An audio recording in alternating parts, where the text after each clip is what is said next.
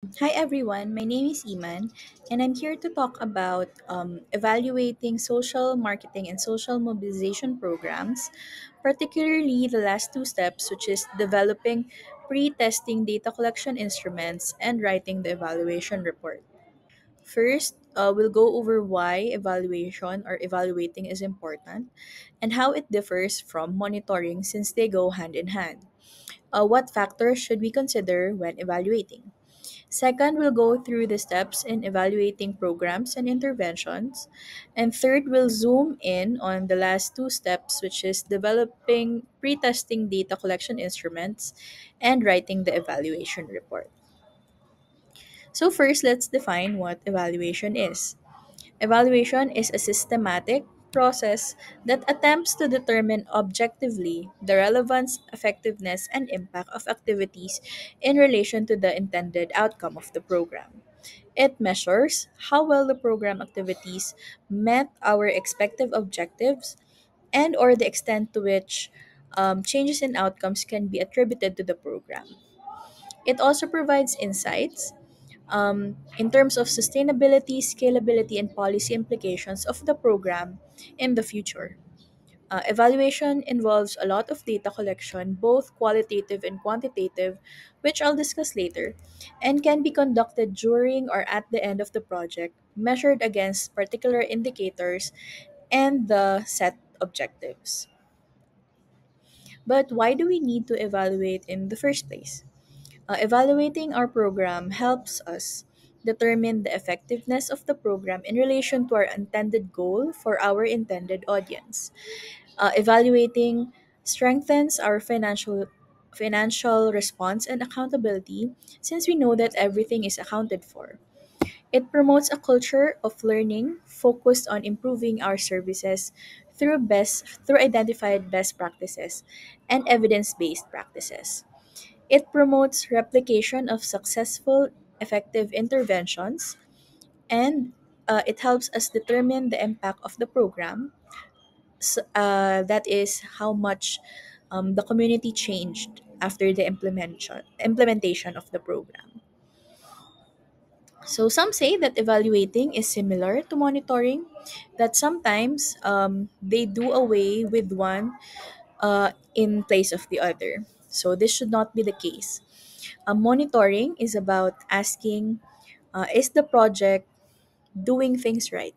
Is it running the way we intend it to? And are all the gears doing the work needed so that the program runs smoothly? Evaluation, in turn, is about asking if the project is doing the right things. So, we ran the program as we intended. Did we get the expected outcome? At the end of the program's implementation, are we satisfied with the end result? So, monitoring and evaluation also differ in purpose, timing, methods, scope, audience, and output. So, the purpose of monitoring is to track progress and the performance in real time, while evaluation assesses the effectiveness, impact, and sustainability over time. The timing of monitoring is ongoing. It happens throughout the project lifecycle, while evaluation is done in specific intervals or periodically. The methods employed by monitoring uh, involves data collection analysis to provide real time information for decision making and improvement, while evaluation does survey interviews, case studies to assess the quality and relevance and sustainability of a project. The scope of monitoring involves looking at activities, outputs, and outcomes, while evaluation examines the broader impact of the project, such as its effectiveness and sustainability. The audience for which monitoring is done is for internal stakeholders, such as project managers and implementers, while evaluation is done for a broader range of stakeholders, including funders, policymakers, and the general public. The output of monitoring is to produce regular reports and updates, to provide ongoing feedback for improvement, while evaluation produces more comprehensive, in depth reports and recommendations that can be used to inform future planning, strategy, and decision making.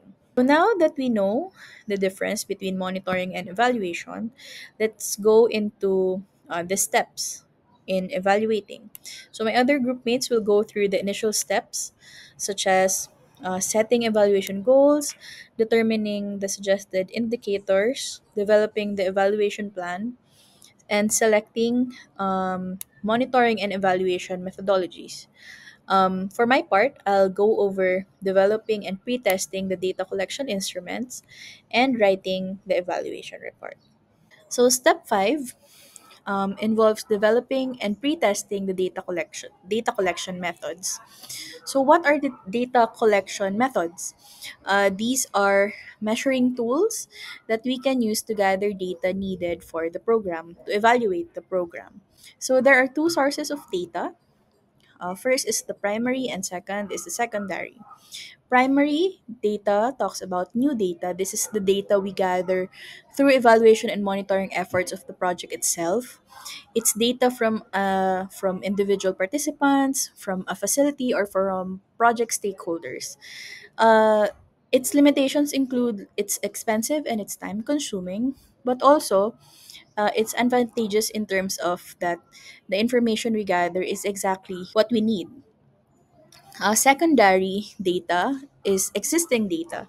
So this is more on research, data gathered through relevant external studies or administrative sources. So limitations include sometimes they're not as accessible and concerns in confidentiality, as well as the data may not be precise or incomplete. Its advantage is that it's inexpensive and it shows a trend over the past. Commonly used methods for collecting M&E or monitoring and evaluation data.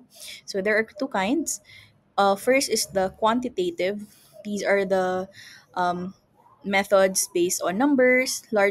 It can offer like larger sample size and uses statistics, and it uses close-ended questions.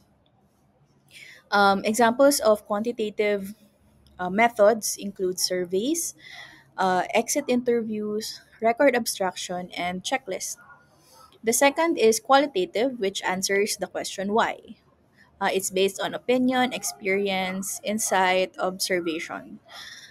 It offers a smaller sample size and is more subjective and uses open-ended questions. So examples of these methods include key informant interviews that have special knowledge or access to observations and can be used to complement existing quantitative data, and focus group discussions, which is you interview a small group of people conducted by a moderator or facilitator.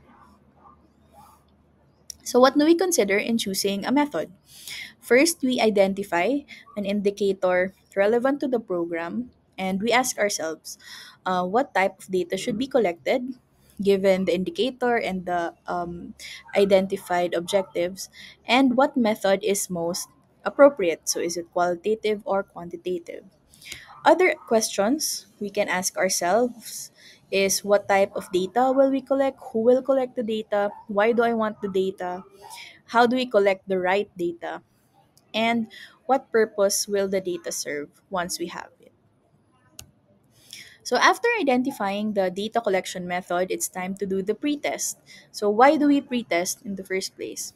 It's to identify problems with the data collection instrument, for example, the survey or the FGD, and test it with a small group first before administrating it the survey in full scale.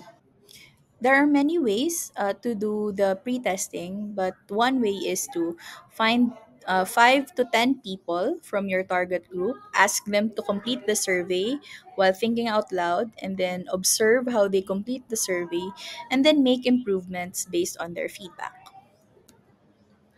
So the final step to the evaluation process is to write the evaluation report.